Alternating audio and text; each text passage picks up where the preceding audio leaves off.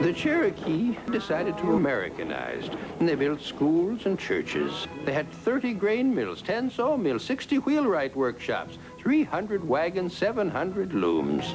Sequoia invents a Cherokee alphabet with symbols for each syllable. And soon, his people are reading and writing their own language and publishing their own newspaper. We have tried to become like the white man. We have taken up his language, his religion, his way of life, more than any other tribe.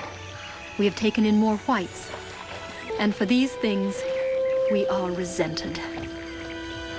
The Cherokee happened to sit on very valuable land which cotton plantation owners wanted for the expansion of slavery.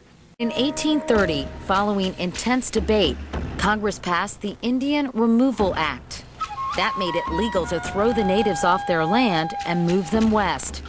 But the Cherokees won the right to stay on their land in Georgia by a decision of the United States Supreme Court. But the white settlers of Georgia have begun raiding the Indian villages. In Georgia, the government held a lottery and gave away Cherokee land to white settlers. Jackson ignores the Supreme Court ruling and backs the state of Georgia. Cherokees living in Georgia will send to the west, beyond the Mississippi River. You can promise them anything they want.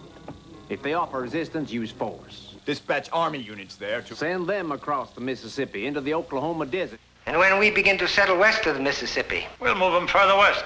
So U.S. troops removed the Cherokee, and they were forced to march west about 1,000 miles to what is now Oklahoma. They said we would be happier in the nations. So they took away our land and sent us here.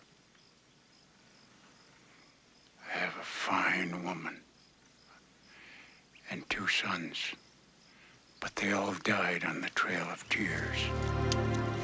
It's believed that more than 4,000 Native Americans died on the journey.